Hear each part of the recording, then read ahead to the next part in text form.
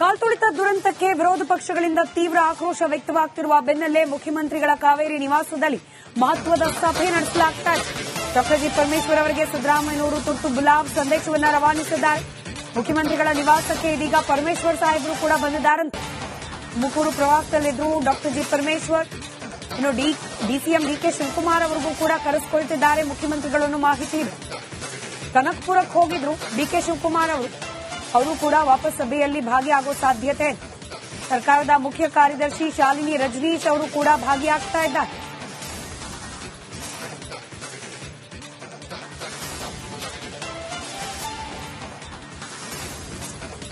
ಕಾಲ್ತುಳಿತ ಪ್ರಕರಣ ಸರ್ಕಾರಕ್ಕಂತೂ ಮುಳುವಾಗ್ತಾ ಇದೆ. ಅದರಲ್ಲೂ ನೇರವಾಗಿ ಮುಖ್ಯಮಂತ್ರಿ ಸಿದ್ದರಾಮಯ್ಯ ಹಾಗೆ ಉಪಮುಖ್ಯಮಂತ್ರಿ ಡಿಕೆ ಶಿವಕುಮಾರ್ ವಿರೋಧ ಪಕ್ಷದ ಆಕ್ರೋಶಕ್ಕೆ ಕಾರಣವಾಗ್ತಾ ಇದ್ದಾರೆ.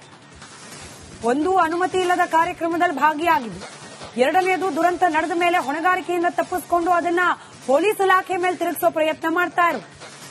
ತಕ್ಷಣಕ್ಕೆ ಈ ಅನುಮತಿ ಇಲ್ಲದ ಕಾರ್ಯಕ್ರಮದಲ್ಲಿ ಭಾಗಿಯಾಗಿದ್ದ ಮುಖ್ಯಮಂತ್ರಿಗಳು ಉಪಮುಖ್ಯಮಂತ್ರಿಗಳು ಹೊಣೆಗಾರಿಕೆಯನ್ನ ಹೊರಬೇಕು ಅನ್ನೋ ಒತ್ತಡ ವಿರೋಧ ಪಕ್ಷದಿಂದ ಹೆಚ್ಚಾಗ್ತಾ ಇದೆ. ಇನ್ಫ್ಯಾಕ್ಟ್ ವಿರೋಧ ಪಕ್ಷವಂತೂ ನೇರವಾಗಿ ಇಬ್ಬರ ರಾಜೀನಾಮೆಗೆ ಆಗ್ರಹಿಸ್ತಾ ಇದೆ. ಒತ್ತಡ ಹೆಚ್ಚಾಗ್ತಿರುವ ಬೆನ್ನಲ್ಲೇ ಇದೀಗ ತುರ್ತು ಸಭೆಯನ್ನ ಕರೆದಿದ್ದಾರೆ ಮುಖ್ಯಮಂತ್ರಿಗಳು. ತುಮಕೂರು ಪ್ರವಾಸದಲ್ಲಿದ್ದ ಗೃಹ ಸಚಿವರು ವಾಪಸ್ ಬರಬೇಕು ಅಂತ ಹೇಳಿ ಕರೆಸ್ಕೊಳ್ತಿದ್ದಾರೆ ಅನ್ನೋ ಮಾಹಿತಿ ಇದೆ. ಇತ್ತ ಡಿಕೆ ಶಿವಕುಮಾರ್ ಅವರು ಕೂಡ ಕನಕಪುರದಲ್ಲಿದ್ರು. ಡಿಕೆ ಶಿವಕುಮಾರ್ ಅವರಿಗೂ ಬೆಂಗಳೂರಿಗೆ ವಾಪಸ್ ಬನ್ನಿ ಅಂತ ಹೇಳಿದ್ದಾರಂತೆ. ಮುಖ್ಯಮಂತ್ರಿಗಳ ನಿವಾಸದಲ್ಲಿ ಈ ಮಹತ್ವದ ಸಭೆಯನ್ನ ನಡೆಸಲಾಗ್ತಾ ಇದೆ. ಸಿಎಸ್ ಶಾಲಿನಿ ರಜನೀಶ್ ಕೂಡ ಈ ಒಂದು ಸಭೆಯಲ್ಲಿ ಭಾಗಿಯಾಗುವವರಿದ್ದಾರೆ. ಕಾಲ್ತುಳಿತ ಪ್ರಕರಣಕ್ಕೆ ಸಂಬಂಧಪಟ್ಟಂತೆ ವಿರೋಧ ಪಕ್ಷಗಳು ನೇರವಾಗಿ ರಾಜ್ಯ ಸರ್ಕಾರದ ವಿರುದ್ಧ ಹಾಗೆ ಮುಖ್ಯಮಂತ್ರಿ ಉಪಮುಖ್ಯಮಂತ್ರಿಗಳ ವಿರುದ್ಧ ಕೆಂಡ ಕಾರ್ತಾ ಇದೆ. ರಾಜೀನಾಮೆಗೆ ಆಗ್ರಹಿಸುತ್ತಿದ್ದಾರೆ. ಇದರ ಬೆನ್ನಲ್ಲೇ ಈ ತುರ್ತು ಸಭೆಯನ್ನ ಕರೆಯಲಾಗಿದೆ. ಡೀಟೇಲ್ಸ್ ನಮ್ಮ ಪ್ರತಿನಿಧಿ ಸುರೇಶ್ ನೀಡ್ತಾರೆ. ದೂರವಾಣಿ ಸಂಪರ್ಕದಲ್ಲಿದ್ದಾರೆ. ಸುರೇಶ್, ಏನ್ ಕಾರಣ ಇಷ್ಟು ಅರ್ಜೆಂಟ್ ಅಲ್ಲಿ ಬೇರೆ ಪ್ರವಾಸದಲ್ಲಿದ್ದ ಸಚಿವರನ್ನೂ ಕೂಡ ವಾಪಸ್ ಕರೆಸ್ಕೊಂಡು ಸಭೆ ನಿಗದಿ ಮಾಡಲಿಕ್ಕೆ?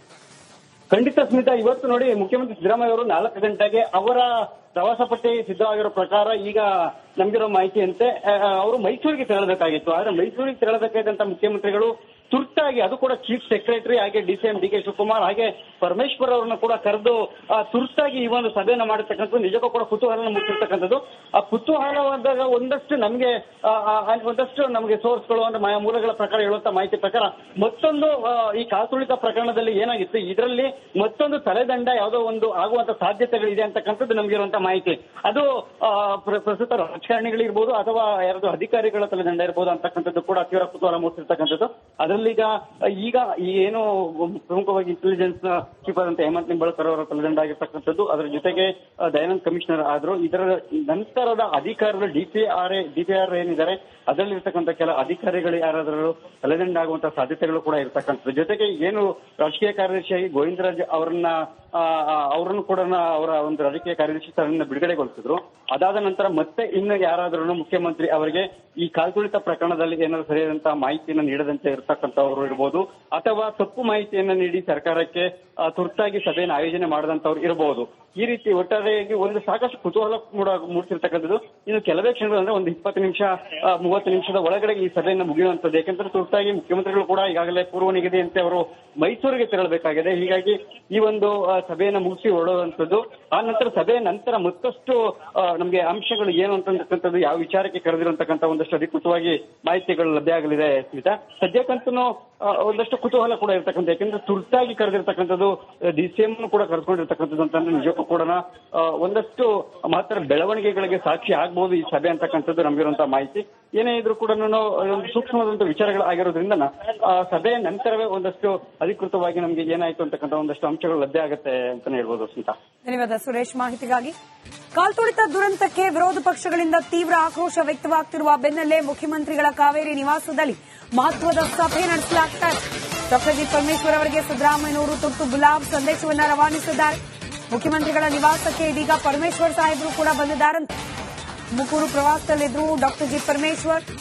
ಇನ್ನು ಡಿಸಿಎಂ ಡಿಕೆ ಶಿವಕುಮಾರ್ ಅವರಿಗೂ ಕೂಡ ಕರೆಸಿಕೊಳ್ತಿದ್ದಾರೆ ಮುಖ್ಯಮಂತ್ರಿಗಳನ್ನು. ಮಾಹಿತಿ ಇದೆ. ಕನಕಪುರಕ್ಕೆ ಹೋಗಿದ್ರು ಡಿಕೆ ಶಿವಕುಮಾರ್ ಅವರು ಕೂಡ ವಾಪಸ್ ಸಭೆಯಲ್ಲಿ ಭಾಗಿಯಾಗೋ ಸಾಧ್ಯತೆ ಇದೆ.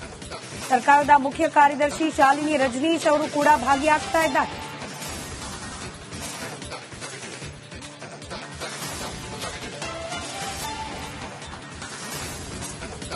ಕಾಲ್ತುಳಿತ ಪ್ರಕರಣ ಸರ್ಕಾರಕ್ಕಂತೂ ಮುಳುವಾಗ್ತಾ ಇದೆ. ಅದರಲ್ಲೂ ನೇರವಾಗಿ ಮುಖ್ಯಮಂತ್ರಿ ಸಿದ್ದರಾಮಯ್ಯ ಹಾಗೆ ಉಪಮುಖ್ಯಮಂತ್ರಿ ಡಿಕೆ ಶಿವಕುಮಾರ್ ವಿರೋಧ ಪಕ್ಷದ ಆಕ್ರೋಶಕ್ಕೆ ಕಾರಣವಾಗ್ತಾ ಇದ್ದಾರೆ.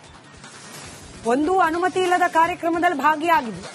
ಎರಡನೇದು, ದುರಂತ ನಡೆದ ಮೇಲೆ ಹೊಣೆಗಾರಿಕೆಯಿಂದ ತಪ್ಪಿಸಿಕೊಂಡು ಅದನ್ನ ಪೊಲೀಸ್ ಇಲಾಖೆ ಮೇಲೆ ತಿರುಗಿಸೋ ಪ್ರಯತ್ನ ಮಾಡ್ತಾ ಇರೋದು. ತಕ್ಷಣಕ್ಕೆ ಈ ಅನುಮತಿ ಇಲ್ಲದ ಕಾರ್ಯಕ್ರಮದಲ್ಲಿ ಭಾಗಿಯಾಗಿದ್ದ ಮುಖ್ಯಮಂತ್ರಿಗಳು ಉಪಮುಖ್ಯಮಂತ್ರಿಗಳು ಹೊಣೆಗಾರಿಕೆಯನ್ನ ಹೊರಬೇಕು ಅನ್ನೋ ಒತ್ತಡ ವಿರೋಧ ಪಕ್ಷದಿಂದ ಹೆಚ್ಚಾಗ್ತಾ ಇದೆ. ಇನ್ಫ್ಯಾಕ್ಟ್ ವಿರೋಧ ಪಕ್ಷವಂತೂ ನೇರವಾಗಿ ಇಬ್ಬರ ರಾಜೀನಾಮೆಗೆ ಆಗ್ರಹಿಸ್ತಾ ಇದೆ. ಒತ್ತಡ ಹೆಚ್ಚಾಗ್ತಿರುವ ಬೆನ್ನಲ್ಲೇ ಇದೀಗ ತುರ್ತು ಸಭೆಯನ್ನ ಕರೆದಿದ್ದಾರೆ ಮುಖ್ಯಮಂತ್ರಿಗಳು. ತುಮಕೂರು ಪ್ರವಾಸದಲ್ಲಿದ್ದ ಗೃಹ ಸಚಿವರು ವಾಪಸ್ ಬರಬೇಕು ಅಂತ ಹೇಳಿ ಕರೆಸ್ಕೊಳ್ತಿದ್ದಾರೆ ಅನ್ನೋ ಮಾಹಿತಿ ಇದೆ. ಇತ್ತ ಡಿಕೆ ಶಿವಕುಮಾರ್ ಅವರು ಕೂಡ ಕನಕಪುರದಲ್ಲಿದ್ರು. ಡಿಕೆ ಶಿವಕುಮಾರ್ ಅವರಿಗೂ ಬೆಂಗಳೂರಿಗೆ ವಾಪಸ್ ಬನ್ನಿ ಅಂತ ಹೇಳಿದ್ದಾರಂತೆ. ಮುಖ್ಯಮಂತ್ರಿಗಳ ನಿವಾಸದಲ್ಲಿ ಈ ಮಹತ್ವದ ಸಭೆಯನ್ನ ನಡೆಸಲಾಗ್ತಾ ಇದೆ. ಸಿಎಸ್ ಶಾಲಿನಿ ರಜನೀಶ್ ಕೂಡ ಈ ಒಂದು ಸಭೆಯಲ್ಲಿ ಭಾಗಿಯಾಗುವವರಿದ್ದಾರೆ. ಕಾಲ್ತುಳಿತ ಪ್ರಕರಣಕ್ಕೆ ಸಂಬಂಧಪಟ್ಟಂತೆ ವಿರೋಧ ಪಕ್ಷಗಳು ನೇರವಾಗಿ ರಾಜ್ಯ ಸರ್ಕಾರದ ವಿರುದ್ಧ ಹಾಗೆ ಮುಖ್ಯಮಂತ್ರಿ ಉಪಮುಖ್ಯಮಂತ್ರಿಗಳ ವಿರುದ್ಧ ಕೆಂಡ ಕಾರ್ತಾ ಇದೆ. ರಾಜೀನಾಮೆಗೆ ಆಗ್ರಹಿಸುತ್ತಿದ್ದಾರೆ. ಇದರ ಬೆನ್ನಲ್ಲೇ ಈ ತುರ್ತು ಸಭೆಯನ್ನ ಕರೆಯಲಾಗಿದೆ. ಡೀಟೇಲ್ಸ್ ನಮ್ಮ ಪ್ರತಿನಿಧಿ ಸುರೇಶ್ ನೀಡ್ತಾರೆ, ದೂರವಾಣಿ ಸಂಪರ್ಕದಲ್ಲಿದ್ದಾರೆ. ಸುರೇಶ್, ಏನ್ ಕಾರಣ ಇಷ್ಟು ಅರ್ಜೆಂಟ್ ಅಲ್ಲಿ ಬೇರೆ ಪ್ರವಾಸದಲ್ಲಿದ್ದ ಸಚಿವರನ್ನೂ ಕೂಡ ವಾಪಸ್ ಕರೆಸ್ಕೊಂಡು ಸಭೆ ನಿಗದಿ ಮಾಡಲಿಕ್ಕೆ? ಖಂಡಿತ ಸ್ಮಿತಾ, ಇವತ್ತು ನೋಡಿ ಮುಖ್ಯಮಂತ್ರಿ ಸಿದ್ದರಾಮಯ್ಯ ಅವರು 4 ಗಂಟೆಗೆ ಅವರ ಪ್ರವಾಸ ಪಟ್ಟಿ ಸಿದ್ಧವಾಗಿರೋ ಪ್ರಕಾರ ಈಗ ನಮಗಿರೋ ಮಾಹಿತಿಯಂತೆ ಅವರು ಮೈಸೂರಿಗೆ ತೆರಳಬೇಕಾಗಿತ್ತು. ಆದ್ರೆ ಮೈಸೂರಿಗೆ ತೆರಳಬೇಕಾದಂತ ಮುಖ್ಯಮಂತ್ರಿಗಳು ತುರ್ತಾಗಿ, ಅದು ಕೂಡ ಚೀಫ್ ಸೆಕ್ರೆಟರಿ ಹಾಗೆ ಡಿಸಿಎಂ ಡಿಕೆ ಶಿವಕುಮಾರ್ ಹಾಗೆ ಪರಮೇಶ್ವರ್ ಅವರನ್ನ ಕೂಡ ಕರೆದು ತುರ್ತಾಗಿ ಈ ಒಂದು ಸಭೆಯನ್ನ ಮಾಡಿರ್ತಕ್ಕಂಥದ್ದು ನಿಜಕ್ಕೂ ಕೂಡ ಕುತೂಹಲ ಮೂಡಿಸಿರ್ತಕ್ಕಂಥದ್ದು. ಆ ಕುತೂಹಲವಾದಾಗ ಒಂದಷ್ಟು ನಮಗೆ ಸೋರ್ಸ್ಗಳು ಅಂದ್ರೆ ಮೂಲಗಳ ಪ್ರಕಾರ ಹೇಳುವಂತ ಮಾಹಿತಿ ಪ್ರಕಾರ ಮತ್ತೊಂದು ಈ ಕಾಲ್ತುಳಿತ ಪ್ರಕರಣದಲ್ಲಿ ಏನಾಗಿತ್ತು, ಇದರಲ್ಲಿ ಮತ್ತೊಂದು ತಲೆದಂಡ ಯಾವುದೋ ಒಂದು ಆಗುವಂತ ಸಾಧ್ಯತೆಗಳಿದೆ ಅಂತಕ್ಕಂಥದ್ದು ನಮಗಿರುವಂತ ಮಾಹಿತಿ. ಅದು ಪ್ರಸ್ತುತ ರಾಜಕಾರಣಿಗಳಿರ್ಬೋದು ಅಥವಾ ಯಾರಾದ್ರೂ ಅಧಿಕಾರಿಗಳ ತಲೆದಂಡ ಇರ್ಬೋದು ಅಂತಕ್ಕಂಥದ್ದು ಕೂಡ ತೀವ್ರ ಕುತೂಹಲ ಮೂಡಿಸಿರ್ತಕ್ಕಂಥದ್ದು. ಈಗ ಏನು ಪ್ರಮುಖವಾಗಿ ಇಂಟೆಲಿಜೆನ್ಸ್ ಚೀಫ್ ಆದಂತ ಹೇಮಂತ್ ನಿಂಬಾಳ್ಕರ್ ಅವರ ತಲೆದಂಡ ಆಗಿರ್ತಕ್ಕಂಥದ್ದು, ಅದರ ಜೊತೆಗೆ ದಯಾನಂದ್ ಕಮಿಷನರ್ ಆದ್ರು. ಇದರ ನಂತರದ ಅಧಿಕಾರಿಗಳು ಡಿಪಿಆರ್ ಏನಿದ್ದಾರೆ ಅದರಲ್ಲಿರ್ತಕ್ಕಂಥ ಕೆಲ ಅಧಿಕಾರಿಗಳು ಯಾರಾದರೂ ತಲೆದಂಡ ಆಗುವಂತಹ ಸಾಧ್ಯತೆಗಳು ಕೂಡ ಇರತಕ್ಕಂಥದ್ದು. ಜೊತೆಗೆ ಏನು ರಾಜಕೀಯ ಕಾರ್ಯದರ್ಶಿಯಾಗಿ ಗೋವಿಂದರಾಜ್ ಅವರನ್ನು ಕೂಡ ಅವರ ಒಂದು ರಾಜಕೀಯ ಕಾರ್ಯದರ್ಶಿ ಸ್ಥಾನದಿಂದ ಬಿಡುಗಡೆಗೊಳಿಸಿದ್ರು.